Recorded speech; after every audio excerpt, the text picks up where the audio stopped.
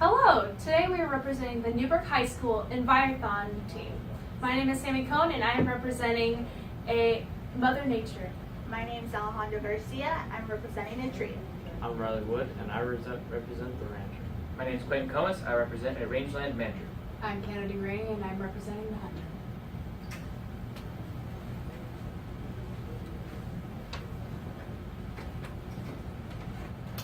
Western rangeland is characterized by its arid climate and its low precipitation and vegetation. 31% of America is composed of rangeland and grazing area. Today, we are focusing on a piece of land in eastern Oregon called Murderers Creek Ranch. It is 2,240 acres in total, with 700 acres of riparian area and 1,500 acres of grazing land. There is also surrounding public land for our other grazing needs. The Murderers Creek Ranch is located within the Philip W. Schneider Wildlife Management Area in western Grant County. Totaling 50,000 acres, the WMA includes 11,000 acres of restored wildlife habitat on state and federal lands. Over 65,000 acres were also burned in the 2014 South Fork Complex Fire. Adjacent to the farm is an additional 65,000 acres of Mount Huron National Forest grazing lands. The ODFW has determined that invasive juniper and grasses are the highest management concern. In addition, endangered species like sage grouse and steelhead, soil erosion, poor water quality, and wildlife habitat fragmentation are also of concern. The 10-year management objectives of the WMA are to create an interagency management task force, reduce the annual grass cover to less than 50%, establish perennial herbaceous plant cover of greater than 20%, and reestablish sagebrush steppe ground cover to greater than 10%. I'm the rancher, and juniper sagebrush produces 644 pounds per acre of forage for our cattle. Rancher's plan will have 200 cattle consume 120,000 pounds per month, and at 50% utilization, 200 cattle will require 370 acres per month. November, on private land and with 33% utilization, 200 cattle will require 550 acres each month to June to October on public land. Some other things that the land already has would be electric and bark fencing and natural barriers are already present on the ranch. And in public grazing allotments, as well as riparian area fencing, seeding, herbicides, and others being applied with partnership with ODFW.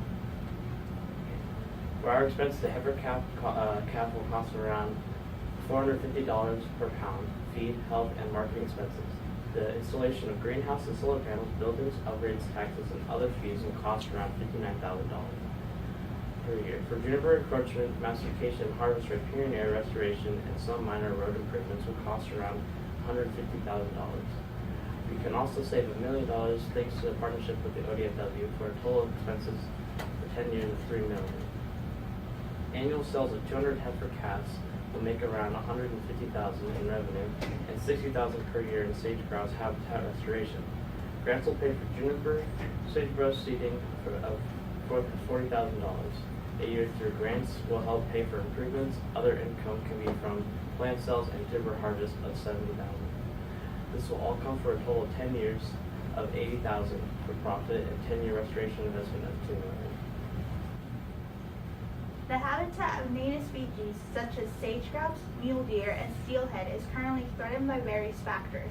One would be lack of proper cattle and wildlife management, which leads to overgrazing, lowering the biodiversity, productivity, and usefulness of the land, which can end up costing the whole land. The reproduction of vegetation becomes slower if it begins at all again, and the ability of grazing land reduces.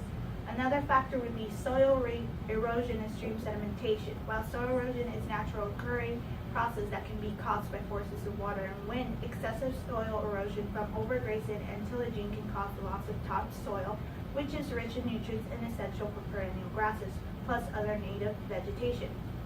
Cropland productivity is usually reduced. Soil erosion can contribute to the pollution of wetlands, lakes, due to the excessive sedimentation, which is natural occurring but can lead to the destruction of aquatic habitat, uncontrollable flooding. The last two factors affect the habitat of many, but most importantly the topsoil, creating very poor soil that is non-usable. As mentioned before, soil erosion and excessive sedimentation can pollute the stream, rivers, lake, and drastically lower the water quality in them. Juniper encroachment and invasive annual grasses have also become an increasing problem. Invasive species change the ecosystem on different levels. Juniper causes sage grouse to leave the area due to the high heights. It can grow, allowing for more predators to live in. Invasive grasses are also outcompeting native perennial grasses, reducing the biodiversity of the land. Both are also a cause of uncontrollable fire, which can lead to destruction of wildlife habitats, land, homes, and resources. To improve wildlife habitat, the plan is to periodically seed sagebrush grass and native grasses once juniper encroachment and other invasive species are under the control. Fencing off certain areas such as riparian zones to prevent overgrazing and overcrowding would be another. Then to produce a forage crop, we will maintain food plots and alfalfa fields and encourage at certain times grazing to condition winter rangeland. Lastly, to maintain control of juniper encroachment, we would have a management plan in which in areas affected by phase 1 and 2, mastication would be used since during this time juniper trees are little in numbers and smaller in size. During phase 3, juniper would be cut down, and then after that, as mentioned before, native grasses and plants would be manually introduced once again. In order to control and remove invasive annual grasses, we would use strains of bioherbicide known as Pseudomonas fluorescens, which is naturally occurring bacteria found in the soil that only affects annual grasses attacking the root system. One strain has been confirmed to be effective, but bioherbicide is still relatively new. Some research grants can be attained through the use of these in your land. Promoting recreation and economical values are more than just punching numbers. It's about appealing to a person's passions, heritage, and hobbies. There is an estimated 31,500 annual hunting, trapping, and fishing use days in Eastern Oregon that brings in more than $1 million in profit annually. Aside from recreational values, young Paiute hunters were taught how to hunt using upland sage grouse and even devoted a traditional courtship dance towards the upland bird. Tying along with the economic values is transportation and recreation improvements. During the improvement stage of our management plan, we have to maintain and improve multiple buildings, miles of fencing, and dozens of water features, and miles of multi-use trails.